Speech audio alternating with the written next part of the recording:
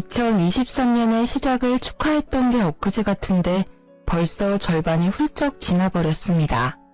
작년과 비교했을 때 여러분의 지난 6개월은 어떠셨나요? 저의 지난 6개월은 엄청난 행운이 찾아온 건 아니지만 작년에 힘들고 괴로웠던 일이 많았던 터라 올해는 소소한 일상 자체가 큰 행복으로 다가오네요. 앞으로 남은 날도 큰 행운보다는 일상의 작은 행복으로 잘 마무리되었으면 좋겠습니다. 한 해의 절반인 6월을 마무리하며 작년 6월의 사건이 생각나 사연을 보내게 되었어요. 글솜씨가 부족하고 재미없어도 끝까지 들어주셨으면 좋겠습니다. 본격적인 이야기를 하기 전에 제 소개를 해야겠네요. 저는 지방 소도시에서 나고 자라 결혼까지 했고 지금도 지방에 사는 30대 여성입니다. 아기는 없고 20대부터 인터넷 쇼핑몰을 운영했어요. 요새는 사람들이 인터넷 쇼핑몰을 많이 해서 매출이 떨어지긴 했지만 오래전부터 꾸준히 이 일을 해와서인지 여전히 먹고 사는데 지장이 없을 정도로 넉넉한 매출이 나오고 있습니다. 제 부모님은 직접 농사지으며 백반집을 운영하고 있어요. 평생을 바쁘게만 살아오셨고 그 덕에 지금까지 노후까지 문제없을 만큼 돈을 모았답니다. 남편은 결혼 당시 중소기업에 다녔어요. 월급이 한 번도 밀린 적이 없지만 상여금이나 보너스는 전혀 없고 급여도 크지 않았습니다. 시댁은 시어머니만 계시는데 농사일하며 수확한 작물들을 팔아 생활비를 조금씩 벌고 있었어요. 이렇게 시댁 형편이 넉넉하지 않아서 신혼집을 친정에서 마련할 수밖에 없었습니다. 친구들은 결혼하며 시댁에서 집은 물론이거니와 비싼 예물을 받았다고도 하던데 저는 아무것도 받지 못했죠. 친구들이 부럽기도 했지만 시댁 형편상 어쩔 수 없다고 생각했습니다. 부모님 역시 신혼집은 형편이 되는 쪽이 마련하면 된다고 했고 돈이야 차근히 모으면 된다고 하셔서 우리의 결혼에 큰 불만은 없었어요. 무엇보다 딸인 제 선택을 적극적으로 지지했고요. 이렇게 우리는 큰 어려움 없이 결혼식을 올리고 신혼여행을 다녀와 시댁으로 향했습니다. 불편하고도 어색한 시댁에서 1박 2일을 마치고 신혼집을 가려는데 시어머니가 엉엉 울기 시작했어요. 아이고 우리 아들도 이렇게 떠나가네. 엄마, 내가 뭐 어디 멀리 가? 그냥 옆 동네로 가는 건데 왜 이렇게 자꾸 우셔? 여기랑 우리 신혼집 차 타면 30분이야. 엄마 무슨 일 있으면 바로 달려올 테니까 울지 마요. 엄마가 자꾸 우니까 마음이 너무 아프잖아. 바깥 양반 저 세상 가고 나서 너를 남편처럼 생각하고 살았는데 이렇게 가버리니까 속상해서 그러지. 이제 이 집에서 나 혼자 살 자신이 없다. 쓸쓸하고 외로워서 어떻게 살아? 너 신혼여행 가 있을 동안에도 내가 얼마나 무섭고 외로웠는지 아니? 그런데 내 속은 하나도 모르고 전화 한 통도 안 하고 엄마 서운해. 핸드폰 배터리가 다 돼서 연락 못했어요. 엄마 미안. 그래도 속으로는 매일 엄마 생각하고 있었어. 또 오느라 정신 팔린 건 아니고 아무리 신혼 재미가 좋아도 이 엄마한테 연락하는 거 잊지 마. 엄마가 널 아들 이상으로 생각하는 거 알지? 그럼 알죠. 걱정하지 마요. 결혼해도 지희랑 종종 놀러 올게. 당연히 그래야지. 이 시어미 혼자 시골에서 사는데 아들 며느리가 안 오면 쓰나. 참, 지희야 이거 받아라. 시어머니는 제게 웬 박스를 건네셨습니다. 그 안에는 반찬통도 있었고 무언가가 가득 들어있는 검정 봉지도 여러 개 있었어요. 이게 다 뭐예요? 이 검정 봉지에는 누룽지가 들어있고 이거는 젓갈, 이거는 밑반찬들이다. 우리 민석이 아침에 회사 가기 전에는 누룽지에 젓갈 먹으니까 아침마다 이 누룽지 잘게 부셔서 물 넉넉히 넣고 푹 끓여서 먹여라. 이 멸치볶음이랑 진미채는 민석이가 가장 좋아하는 반찬이니까 매 식사 때마다 꺼내주렴. 다 먹으면 내가 또 해주면 되긴 하는데 매번 내가 할 순 없으니 다음에 혼자 한번 와서 반찬하는 법 좀 배워라. 넌 어차피 집에서만 일하잖니. 그니까 밖에서 일하는 우리 아들 먹는 거 좀 잘 챙겨줘. 알겠니? 박스 안에는 남편이 좋아하는 음식들로 가득했습니다. 시어머니는 이어서 아이스박스를 또 하나 건네주셨어요. 그 안에는 투명 비닐 안에 정체불명의 음식들이 있었습니다. 이거는 시래기국 냉동시킨 거다. 민석이가 제일 좋아하는 국이니까 입맛 없다고 하면 한 번씩 데워 먹이렴. 그리고 이건 방건조 생선인데 프라이팬에 기름 자작하게 둘러서 민석이 반찬으로 주면 아주 좋아할 거다. 생선이요? 상견례 때도 말씀드렸다시피 어릴 때 생선가시가 목에 걸린 적이 있어서 그 뒤로 생선이라면 질색이에요. 그래서 한 번도 직접 생선 구운 적도 없는데. 뭐? 어떻게 그 나이 먹도록 생선 하나를 못 굽니? 그냥 기름 자작하게 둘러서 생선 넣고 구우면 돼. 어렵지 않으니까 한번 해봐. 해봐야 너도 살림이 늘 것 아니냐. 그리고 너가 생선 안 좋아한다고 해도 민석이는 생선 좋아하니까 자주 구워줘. 알겠지? 시어머니가 그저 어려운 세대이지만 이건 너무하다 싶었습니다. 아들에게 하나라도 제대로 먹이고 싶은 엄마 마음은 알겠으나 말이라도 너도 같이 먹으라는 식으로 하면 안 되는 건가요? 그리고 생선은 한 번도 구운 적이 없었을 뿐더러 어릴 때 큰 생선 가시가 목에 걸려 고생한 뒤로는 쳐다도 보지 않았습니다. 게다가 이 사실은 시어머니도 이미 알고 있었어요. 그럼에도 불구하고 남편을 위해 먹지도 못하는 생선을 구우라니 섭섭한 마음이 들었습니다. 남편이 정 원한다면 도전은 해보겠지만 사실 자신은 없네요. 생선 하나 굽는데 뭘 그리 말이 많아. 그냥 하면 되지. 그리고 민석이는 생선 좋아해. 너가 어떻게든 노력해서 네 식성을 바꿔. 앞으로 민석이랑 같이 살면서 너가 생선도 구워주고 가시도 발라줘야 하는데 싫다고 안 해버리면 어쩌니? 정 잘 굽지도 못하고 먹지도 못하니 앞으로 남편이 직접 굽고 가시 발라서 먹으면 되겠네요. 그리고 애도 아니고 어른인데 가시는 직접 발라 먹어야죠. 예, 민석이가 어떻게 생선을 굽니? 원래 민석이는 그런 일 못해. 그리고 너는 회사 일로도 바쁜 애한테 집에서 직접 생선까지 구워다 먹으라고 시키고 싶니? 게다가 만약에 민석이가 먹었다가 너처럼 목에 가시라도 걸리면 어떡해? 난 그 꼴 못 본다. 아 맞다. 그리고 잠깐 기다려봐라. 시어머니야말로 말도 안 되는 소리만 하다가 갑자기 뭐가 생각나는지 부엌으로 들어갔습니다. 잠시 후 투명 비닐에 쌓인 냉동된 무언가를 한가득 가져왔어요. 너 빵 좋아한댔지? 이거 일하면서 먹으라. 꽤 비싼 빵인데 내가 상할까봐 냉동 보관한 거야. 실온에다가 두고 먹으면 아마 처음 샀던 것처럼 먹을 수 있을 게다. 사실 생선 이야기 할 때까지만 해도 서운했는데 제가 좋아하는 빵을 따로 챙겨주니 서운한 마음이 금세 풀렸어요. 남편은 시어머니가 챙겨준 음식들을 보며 아주 행복한 표정을 지었습니다. 우와, 우리 엄마 손 큰 건 역시 알아줘야 한다니까. 이것만 있어도 한 달은 넉넉히 먹고 살겠다.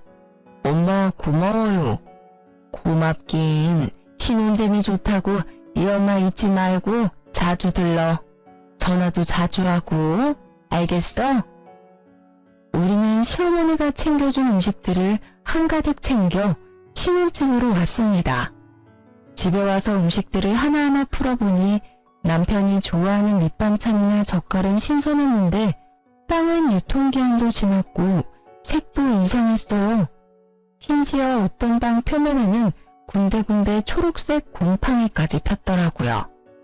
아무래도 못 먹을 것 같아 음식물 쓰레기통에 빵을 버리려고 했어요. 여보, 이거 빵들이 조금 오래된 것 같은데 아무래도 어머니가 깜빡하셨나봐. 그냥 버려야겠다. 그치? 아깝게 그걸 왜 버려. 우리 엄마가 준 빵인데. 이 빵 다 비싼 제과점에서 산 빵이야. 그건 아는데 보니까 유통기한도 지난 것 같고 이거는 색도 이상하게 변질됐는데 이걸 어떻게 먹어? 왜 못 먹냐? 우리 엄마가 설마 너한테 상한 음식 줬겠어? 어떻게 엄마가 준 음식을 그렇게 막 버릴 생각을 해? 막 버리려는 게 아니라 딱 봐도 지금 색깔이 이상하잖아. 유통기한도 이미 지났고 여기엔 곰팡이도 피었다고. 그럼 엄마가 준 음식들은 못 먹을 음식이라는 거야? 와, 너 진짜 너무한다. 우리 엄마는 너 생각해서 따로 빵이랑 챙겨줬는데 어떻게 그런 말을 해? 나는 너가 왜 이렇게 발끈하면서 화를 내는지 모르겠다. 그럼 이렇게 곰팡이 피고 색까지 변한 이 빵들을 내가 다 먹어야 해? 엄마가 준 음식인데 못 먹을 이유는 뭐야? 그럼 내가 먹을게. 결국 남편은 색도 변질되고 냄새도 이상한 빵을 직접 해동시켜서 먹기 시작했습니다. 아무래도 상한 것 같으니 먹지 말라고 했지만 엄마가 준 음식이라 못 버린다며 끝까지 다 먹더라고요. 맛만 있는데 뭘 이상하다고. 아무리 며느리들이 시어머니 싫다고 하지만 우리 엄마는 안 그래. 괜히 이상한 드라마 보면서 우리 엄마 오해하지 말고 엄마 성의를 진심으로 받아들이라고. 알겠어? 사실 남편 말에 기분이 좋지 않았지만 신혼여행 다녀와 집도 엉망이고 집안일이며 쇼핑몰일까지 할 일이 태산이라 그냥 넘어갔습니다. 사실 남편 말에 기분이 좋지 않았지만 신혼여행 다녀와 집도 엉망이고 집안일이며 쇼핑몰일까지 할 일이 태산이라 그냥 넘어갔습니다. 다음날 남편이 출근하자마자 시어머니한테 전화가 왔어요. 민석이 출근은 잘했니? 아침에 누룽지는 끓여줬고 오늘 남편이 늦게 일어나서 못 먹고 갔어요. 그럼 아침에 아무것도 먹지 않고 빈속으로 회사에 갔단 말이야? 생각이 있는 거니 없는 거니? 너는 집에서 편하게 아무 눈치 보지 않고 일하겠지만 민석이는 밖에서 상사 눈치 보면서 일하는 애야. 그렇게 종일 힘들게 일하는데 속이라도 든든해야지. 아무리 그래도 밥 먹는다고 회사를 지각할 순 없잖아요. 그럼 너가 더 일찍 일어나서 민석이를 깨웠어야지. 내일부터는 하루도 빠짐없이 누룽지 먹이도록 해. 나랑 있을 때는 아침 걸은 적이 없는데 걱정되는구나. 참, 그건 그렇고 어제 줬던 빵은 먹어봤니? 저는 안 먹었고 남편만 먹었어요. 남편만 빵을 먹었다는 말에 시어머니는 당황했는지 말을 제대로 하지 못했습니다. 뭐라고? 그니까 우리 민석이가 그 빵을 먹었단 말이야? 왜? 빵도 안 좋아하던 애인데. 왜요? 남편은 그 빵 먹으면 안 될 이유라도 있었나요? 그거 유통기한 지난 건데.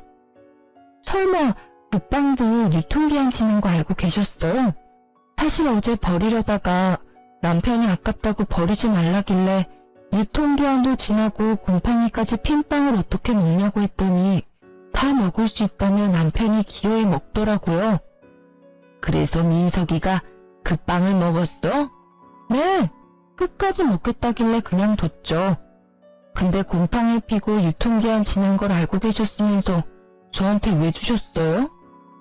그 빵 냉동 보관된 거라서 먹어도 되긴 한데 민석이는 워낙 위장이 예민해서 그런 거 먹으면 탈이 나. 비싼 돈 주고 산 빵인데 버리긴 아깝고 내가 먹자니 너무 많고 해서 너한테 준 거지. 아침 너도 빵 좋아한다니까. 어머니, 솔직히 기분이 좋지는 않네요. 아무리 제가 빵을 좋아한다지만 유통기한 지나고 곰팡이 핀 빵까지 좋아하진 않아요. 이제는 그런 음식은 주시지 않았으면 좋겠어요. 어머, 내가 뭐 너한테 독약이라도 줬니? 그리고 빵은 발효식품이라 곰팡이 좀 있을 때 먹어도 괜찮아. 너나 나같이 위장 튼튼한 사람들은 아무 문제 없다고. 내가 너한테 이런 이야기 들으니까 기분이 좋지 않구나. 나 며느리한테 못 먹을 음식물 쓰레기나 주는 그런 시어머니 아니다. 날 뭘로 보고 기분 나빠서 전화 못하겠구나. 끊는다. 시어머니 말에 저 역시 기분이 나빴습니다. 세상 어느 누가 유통기한 다 지나고 곰팡이까지 핀 빵을 받고도 감사하고 좋아하겠습니까? 솔직히 시어머니만큼이나 저 역시 기분이 좋지 않았어요. 그렇게 전화를 끊고 그동안 밀린 일들을 처리하고 있는데 남편이 창백한 얼굴로 집에 오더라고요. 시계를 보니 아직 점심시간도 되지 않았습니다. 이렇게 빨리 무슨 일이야? 얼굴은 또 왜 이리 창백해? 나 배탈 났나 봐. 배가 너무 아파. 병원에 다녀왔어? 병원에 사람 많아서 일단 약국에서 약만 사왔어. 엄마도 지금 온다니까 엄마가 끓인 죽 먹고 하면 금방 낫겠지. 배탈 났으면 일단 병원부터 가야지. 그리고 걱정되게 어머니한테 전화는 왜 했어? 당연히 내가 아픈 거 엄마도 알아야지. 그리고 나 배탈 났을 때마다 엄마가 끓여준 죽 먹으면 금방 낫더라고. 그래서 죽 끓여달라고 엄마한테 전화한 거야. 저 역시 그동안 크게 아픈 적은 없지만 아파도 부모님이 걱정할까봐 굳이 말하지 않았거든요. 그런데 남편은 저와 생각이 많이 달라 보였습니다. 결국 남편 전화에 시어머니는 바로 달려왔어요. 민석아, 우리 민석이 괜찮아? 지희야, 너는 그러게 왜 그 빵을 민석이에게 먹였어? 내가 너 먹으라고 줬지 언제 우리 민석이 먹이라고 줬어? 너는 왜 그 빵을 민석이한테 줘서 우리 아들 이렇게 아프게 만들어? 너가 먹었어야지 너가. 어머니, 그럼 제가 배탈이 났겠죠. 그러게 애초에 유통기한 지나고 곰팡이 핀 빵 안 주셨으면 이런 일도 안 생겼잖아요. 됐고, 민석이 먹을 죽이나 끓여와. 냉장고를 열어보니 죽을 끓일 만한 마땅한 재료가 보이지 않아 어쩔 수 없이 쌀만 넣고 흰 죽을 끓였습니다. 배탈이 난 거니 괜히 이것저것 넣고 끓이기보다는 이게 더 낫다고 생각했어요. 정성 들여 열심히 끓였는데 시어머니가 죽을 보더니 혀를 끌끌 차더라고요. 아픈 사람한테 뭘 건 흰죽이 뭐니? 아무래도 배탈 났으니 괜히 다른 거 먹으면 더 탈이 날 것 같아서요. 배탈이 나서 아무것도 못 먹으니 더 영양가 있는 재료를 넣어야지. 시어머니는 제가 끓인 죽을 그대로 버리고는 집 앞 마트에 가서 한우 소고기를 사왔습니다. 그리고는 소고기를 잔뜩 넣고 죽을 끓여서는 호호 불어서 직접 먹이기까지 하더라고요. 다 큰 성인이 배탈 났다고 쫓아와서 죽까지 끓여다 먹여주는 모습을 보니 그저 기가 막혔습니다. 화라도 내고 싶었지만 너무 아파하는 남편 앞에서 큰 소리를 낼 수가 없어 그냥 조용히 있었네요. 그 뒤로 한 달 정도 시간이 흘러 6월이 되었습니다. 이번 주 주말에 약속 있어? 특별한 약속은 없는데 왜? 금요일부터 일요일까지 우리 집에 가서 개복숭아 수확하는 일 좀 도와드리자. 엄마 혼자 이 뜨거운 날 농사일 하시는 게 얼마나 힘들겠어. 같이 갈 수 있지? 나야 뭐 그 전날 미리 일해놓으면 갈 수야 있지. 그런데 당신 회사는 어떻게 하고? 금요일에 연차 쓰고 가야지. 솔직히 어느 며느리가 시댁에 일하러 가는 게 좋겠습니까? 하지만 친정 부모님이 농사 지을 때 많이 힘들어하는 모습을 봐서 당연히 도와드려야겠다는 생각에 알겠다고 했습니다. 대신 금요일에 가려면 그 전날 어느 정도 일을 많이 해야 했어요. 그래서 목요일에 밥 먹는 시간과 잠을 줄여가며 주말까지 해야 할 일을 마무리 지었습니다. 제가 이렇게 일할 동안 남편은 친구들과 술을 마시러 갔어요. 다음날 연차라며 약속을 잡더니 금요일 새벽 1시에 네 발로 기어서 집에 들어왔답니다. 그리고 금요일 새벽 아침 일찍 시댁에 도착하려면 슬슬 일어나서 준비해야 하는데 남편이 숙취로 일어나지 못하더라고요. 기다리다 못한 저는 남편을 깨우기 시작했습니다. 야, 일어나봐. 오늘 개복숭아 수확하러 가기로 했잖아. 10분만 더 잘게. 어제 술을 너무 많이 먹어서 머리가 깨질 것 같아. 그러게 어제 술을 왜 그렇게 많이 먹었어? 아 몰라. 좀만 더 누워있을래. 숙취로 힘들다며 늦잠 부리는 남편 때문에 늦게 시댁으로 출발했습니다. 시어머니는 늦은 우리, 아니지, 제가 마음에 들지 않았는지 표정이 좋지 않았어요. 아침 일찍 온다더니 왜 이리 늦었어? 둘 다 밥은 먹었어? 남편이 늦게 일어나서 먹지 못했어요. 그럴 줄 알았다. 일하러 오는 사람들이 밥도 안 먹고 오면 어떻게 이래? 와서 일단 밥부터 먹어. 시어머니는 밥을 먹으라고 상을 차려두는데 남편에게 압력솥에 새 밥을 퍼주더라고요. 그러더니 제게는 남편과는 다른 잡곡밥을 주었습니다. 이거 어젯밤에 한 잡곡밥인데 민석이는 소화가 잘 안 돼서 잡곡밥을 못 먹어. 그러니까 넌 이 밥 먹어라.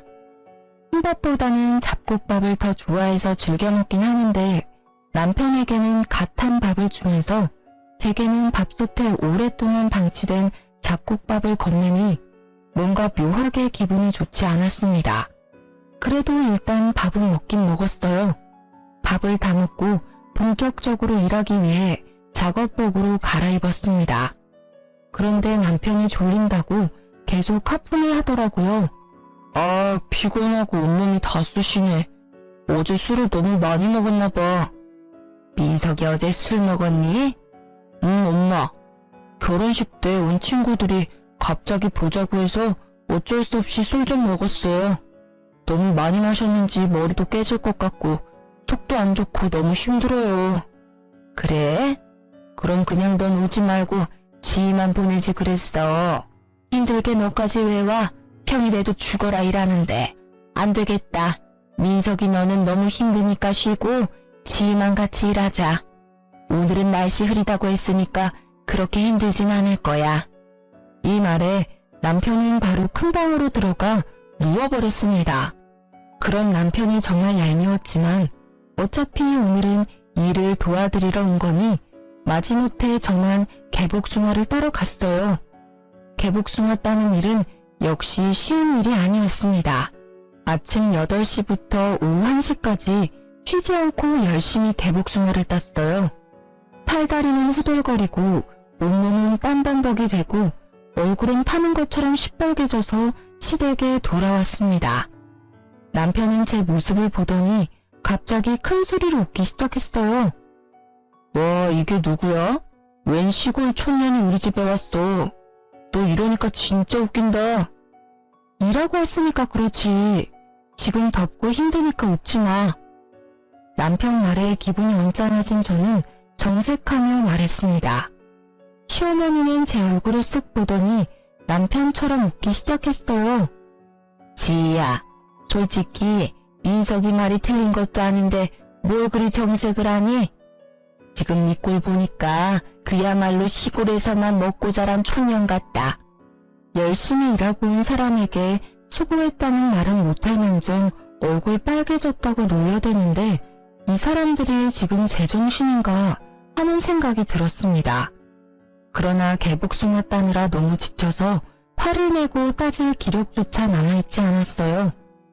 그래도 촌스러운 며느리 때문에 내가 웃기도 하네. 요새 웃을 일도 없었는데. 아유, 날씨가 덥긴 하다. 지희야, 나 먼저 씻을 테니까 너는 밥 좀 새로 안 치고 국 좀 끓여라. 너는 국 다 끓이고 씻어. 화장실은 한 개뿐이고 시어머니와 같이 씻을 수는 없으니 마지못해 알겠다고 했습니다.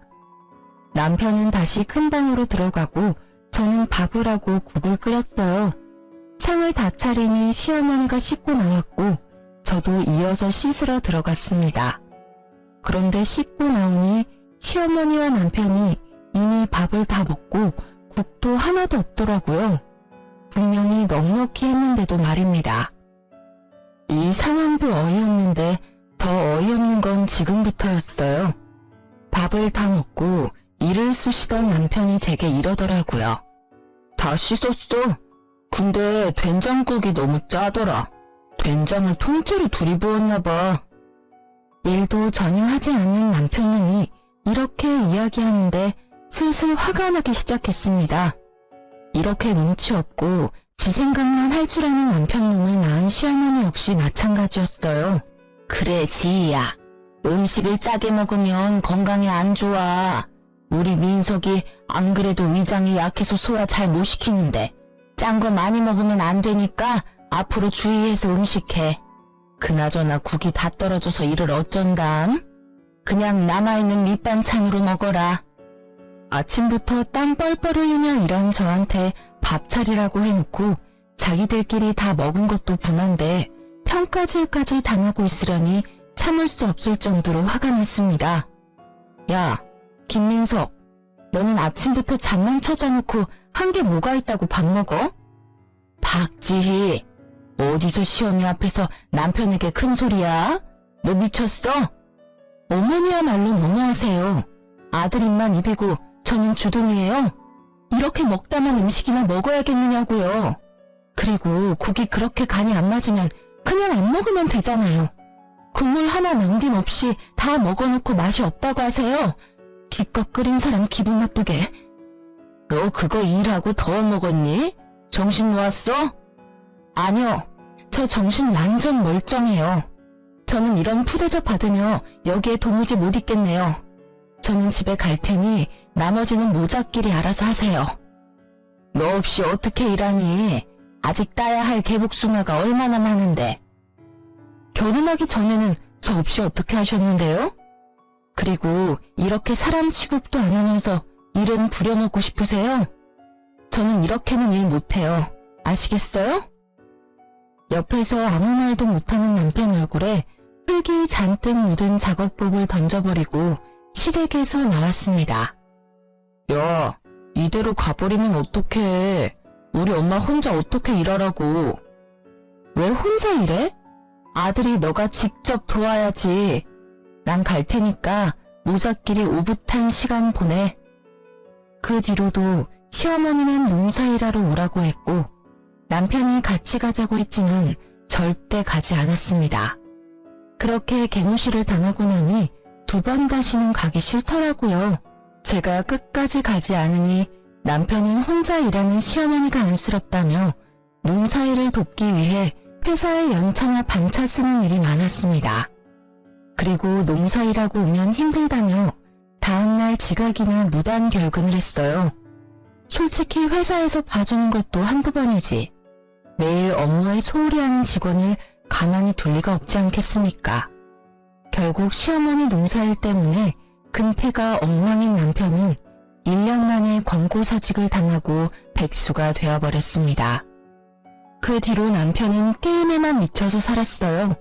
새벽엔 혼자 배달음식 시키고 놀고 술 마시고 잠만 잤습니다. 게다가 부부 공동 생활비로 성능 좋은 컴퓨터까지 샀어요.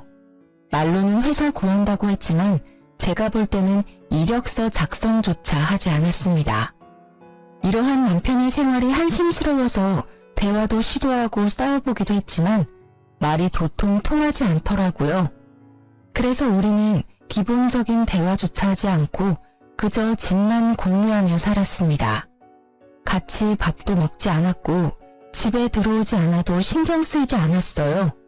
엄밀히 말하면 제 일을 하느라 바빠서 남편이 밥을 굶든 말든 신경 쓸 시간조차 없었습니다. 남편이 애는 아니니까 배고프면 알아서 차려 먹겠거니 하고 말았답니다. 그러던 어느 날 집에서 일하는데 시어머니가 한가득 장을 봐서 오셨어요. 당황한 저와는 달리 남편은 시어머니가 올 걸 알고 있었는지 아주 반갑게 맞이하더라고요. 엄마, 왔어? 너 배고파. 밥 좀 줘. 그래, 우리 아들. 엄마가 이것저것 사왔다. 얼른 밥 차려줄게. 너는 집에 있으면서 얼마나 우리 민석이 밥을 챙겨주지 않았으면 애가 나한테 밥을 다 해달라고 하니? 오셨어요? 그동안 저도 일이 너무 바빠서 잘 못 챙겼네요. 거기 멀뚱히 서 있지 말고 얼른 와서 나 좀 도와라. 죄송한데 지금 당장 급히 처리해야 할 일들이 있어서요. 일단 하던 일 먼저 마무리하고 나올게요. 남편도 일 안 하고 있는데 저라도 일을 해야지 이 집이 돌아가지 않겠어요? 시어머니는 기가 찬다는 표정을 지었습니다. 그래도 어쩌겠어요. 이 집에서 돈 버는 사람은 저밖에 없는데 저라도 열심히 일해야죠. 그렇게 저는 방으로 들어가고 시어머니는 요리를 시작했는데 부엌에서 냉장고 상태가 어쩌느니 청소가 엉망이라느니 하면서 뭐라고 하더라고요. 그러나 일하느라 바빠 시어머니의 시시콜콜한 말들에 신경 쓸 겨를이 없었습니다. 잠시 후 시어머니가 나가서 불러보니 임금님 수라상 같은 밥상이 차려져 있었어요. 시어머니는 저를 보더니 아주 못마땅한 표정으로 앉으라고 했습니다. 그동안 맨날 배달 음식만 먹으니까 질렸는데 너무 좋다. 그래, 우리 아들 많이 먹어라. 그동안 얼마나 고생했는지 살이 다 빠졌네. 그리고 지희 넌 그깟 푼돈 버는 쇼핑몰 운영한다고 우리 아들 밥도 안 차려주니? 너 내가 경고하는데 돈 번다고 민석이 기죽이지 마라.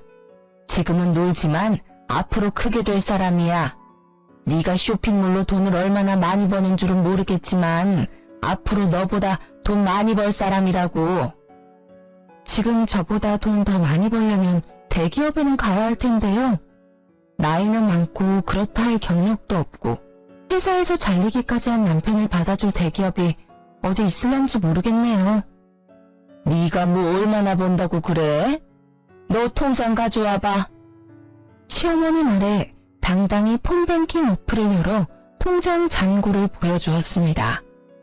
예상보다 많은 금액에 시어머니와 남편이 깜짝 놀랐어요. 뭐 그래도 그동안 열심히 살았나 보네. 그래도 쇼핑몰은 언제 망할지도 모르잖아. 너무 불확실해. 그러니까 그깟 쇼핑몰 한다고 유세 떨지 말고 우리 아들 잘 내줘 해. 참, 그리고 다음 주에 고구마 캘 거다. 그날은 핑계 대지 말고 꼭 와라.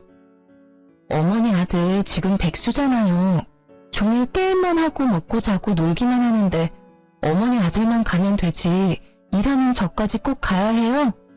게다가 남편은 지금껏 우리 집 농사일 때 한 번도 안 했는데요? 이 말이 마치자마자 시어머니는 제게 숟가락을 던졌습니다. 시어머니가 오라면 그냥 네 하고 오면 되지 어디서 말대꾸야? 사위는 백년 손님이고 며느리는 종신 식구라는 말도 몰라? 사위는 손님이니 처가에서 일하면 안 되고 며느리는 식구니까 시댁에서 같이 일해야지. 그리고 보기에도 귀한 아들을 너한테 준 것도 아까운데 너네 집에서 어떻게 일하는 꼴을 봐? 살다 먹던 숟가락으로 맞아본 적은 없는지라 너무 당황스러워 말도 못하고 멍한 표정으로 있었습니다. 그 표정을 보더니 남편이 비웃더라고요. 내가 너 혼날 줄 알았다. 아까부터 엄마가 도와달라고 했는데 나와보지도 않더니 꼴 좋다. 순간 부모님이 마련해준 이 집에서 왜 이런 푸대접을 받아야 하는지 분노가 치밀어 올랐습니다. 도무지 참을 수가 없던 저는 자리에서 일어나 밥상에 있던 음식들을 다 음식물 쓰레기통에 넣어버렸어요. 남편은 놀라서 아무 말도 못하고 시어머니는 제게 소리를 지르기 시작했습니다. 야, 너 미쳤어? 왜 아까운 음식들을 다 버리고 난리야? 네, 저 미쳤어요. 지금 둘이서 편먹고 이렇게 괴롭히는데 제정신으로 살 수 있겠어요? 그리고 어머니는 그렇게 아들이 좋으면 평생 끼고 살지 결혼은 왜 시키셨어요? 박주희, 뭘 잘했다고 우리 엄마한테 큰 소리야. 제정신이야? 남편은 자리에서 일어나 제 머리채를 잡았습니다. 시어머니는 그런 남편을 말리기는커녕 옆에서 잘한다고 손뼉치고 앉아있더라고요. 우리 아들 잘한다. 저런 년은 그냥 혼쭐이 나야 정신을 차리지. 시어머니 말에 남편이 더 세게 잡길래 남편을 있는 힘껏 밀어버렸습니다. 그러자 남편은 순식간에 중심을 잃고 시어머니 앞으로 넘어지며 시어머니와 머리를 세게 박았어요. 둘이 박치기를 하고 아파하는 모습을 보니 너무 웃겼던 저는 배꼽을 잡고 깔깔대며 웃었습니다. 야, 웃기냐? 나랑 엄마는 아파 죽겠는데 이게 웃겨? 그럼 안 웃기니? 그러게 내 머리채는 왜 잡고 난리야? 됐고 이제 나 너랑 못 살겠다. 이혼해. 김민석, 이 집이 우리 부모님이 사준 집인 거 알지? 당장 나가. 당장. 이혼? 어디 이혼이 뭐 쉬울 것 같아? 난 너랑 이혼 안 해. 이 집에서 절대 안 나갈 거야. 그래. 우리 아들 호적 더러워지게 이혼은 무슨 이혼이니? 한번 결혼했으면 계속 같이 살 생각을 해야지.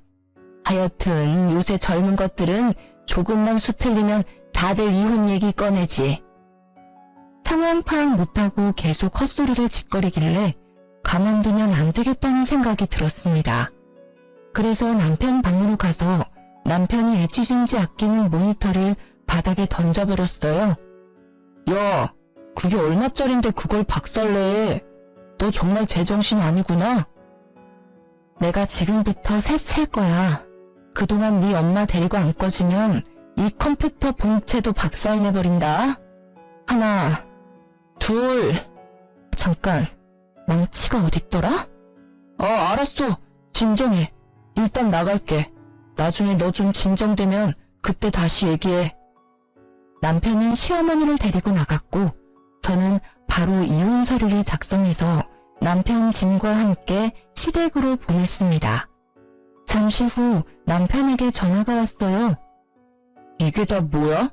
왜 내 짐을 다 보냈어? 못 들었니? 우리 이혼한다고. 이혼하는데 이 집에 네 짐 따위는 필요 없잖아. 다 내다 버리려다가 그래도 그건 아닌 것 같아서 니네 집으로 보낸 거니까 감사하게 생각해. 무슨 이혼이야? 이혼 못해. 너 진짜 왜 그래? 몰라서 물어? 너랑 니네 엄마가 했던 행동들을 생각해봐. 내가 이혼 안 하게 생겼나? 아무튼 이혼 안 해주면 난 소송할 테니까 그런 줄 알아. 내가 뭐 불륜을 저지른 것도 아닌데 어떻게 소송을 해? 이혼 소송하는데 돈이랑 시간이 얼마나 많이 드는데. 1년, 2년, 아니 10년이 걸려도 난 너랑 이혼 소송할 거야. 내 전 재산을 다 털어서라도 반드시 갈라설 거라고. 근데 어쩌냐? 나는 돈이 좀 있는데 넌 돈도 없잖아. 소송까지 가면 너는 보나마나 거지꼴 될 텐데 괜찮겠어? 남편은 제 말에 한참을 씩씩대더니 이혼은 절대 못한다며 전화를 끊었습니다. 그 뒤로도 한동안 이혼 못하겠다고 버티길래 이혼 소송을 진행하니 결국엔 돈 없다고 이혼에 합의하더라고요. 남편과 무사히 이혼 후 저는 신혼집을 팔고 부모님 집으로 들어갔습니다. 남편도 저의 집에서 쫓겨나 그토록 사랑하는 자기 엄마 품으로 돌아갔어요. 이렇게 갈라섰지만 동네가 워낙 좁아서 전 남편 소문이 계속 들렸습니다. 전 남편은 이혼 후 바로 국제결혼으로 재혼했어요. 그런데 전 시무가 외국 며느리에게 밭일에 집안일을 엄청나게 시켜댔다고 합니다. 얼마나 시켰는지 동네 사람들이 다들 외국 며느리가 불쌍하다고 말할 정도였대요. 참다 못한 외국 며느리는 집에서 돈 될 만한 것들을 다 들고 한밤중에 몰래 본인 나라로 도망가 버렸다고 합니다. 저한테도 며느리라고 그렇게 무시를 했는데 외국 며느리는 얼마나 악독하게 부려먹었을지 상상이 가더라고요. 반면에 제 쇼핑몰은 이혼 후에도 나날이 성장해서 혼자 모든 일을 처리하기가 버거웠습니다. 같이 일할 직원들을 구하기 위해 인터넷에 구인 공고를 올리고 사무실도 좋은 곳으로 마련했어요. 하루는 사무실에서 바쁘게 일하고 있는데 전 남편한테 한번 보자고 연락이 왔습니다. 이혼하고 힘들게 산다는 소식을 듣기는 해서 꼴이 어떤지 궁금하더라고요. 그래서 사무실 근처 카페에서 만나자고 하고 가보니 전 남편과 전 시누가 세상 불쌍한 표정으로 나란히 앉아 있었습니다. 오랜만이네요. 잘 지내셨죠? 지희야, 잘 지냈지? 너가 얼마나 보고 싶었는지 모른다. 왜요? 그렇게 저를 구박하시더니. 사실 며느리는 식구니까 어떤 일을 시켜도 다 이해해 줄 줄 알았다. 원래 가족이라는 게 서로 허물이 있어도 다 이해하고 넘어가잖아. 너가 편하기도 하고 좋아서 자꾸 말이 막 나왔던 것 같아. 진심으로 미안하구나. 이 늙은이가 진심으로 사과하마. 아니요, 틀렸어요. 며느리도 사위와 마찬가지로 피 한 방울 안 섞인 손님이라고요. 그러게 옆에 있을 때 잘하셨어야죠. 그리고 사람이 좋고 편하면 더 귀하게 여겨야지. 막말하고 하대하는 게 맞는다고 생각하세요? 그래. 그래서 지금 우리 엄마가 너한테 사과하잖아. 그러니까 사과 받아주고 우리 다시 합치자. 응? 너도 나 정말 많이 좋아했잖아. 그래서 결혼까지 한 거고. 합치긴 뭘 합쳐? 내가 미쳤니? 다시 너랑 살림을 차리게? 지희야, 사실 우리 지금 너무 힘들어. 나 이전 회사에서 잘린 게 거래처에 소문이 다 나서 이력서를 내도 면접 보러 오라는 회사가 하나도 없어. 그럼 너랑 니네 엄마랑 힘 합쳐서 열심히 농사 지으면 되겠네. 그거 팔아서 돈 벌면 되잖아. 올해 농사는 이미 망했어. 멍청한 외국 옆에네가 말귀를 못 알아들어서 거름을 밭에 엄청 주는 바람에 아무것도 자라나지 않아. 땅이 완전히 썩어버렸다고. 게다가 그년이 집에서 돈 될 만한 것들 다 들고 튀어버려서 돈 나올 구멍이 하나도 없어. 진짜 굶어 죽겠다고. 그러니까 옛 좀 생각해서 나랑 다시 살아주면 안 될까? 아니다. 그게 정 싫으면 너 쇼핑몰 하니까 일거리라도 좀 주면 안 될까? 보니까 너 쇼핑몰에 직원 뽑던데 그 직원 내가 하면 안 돼?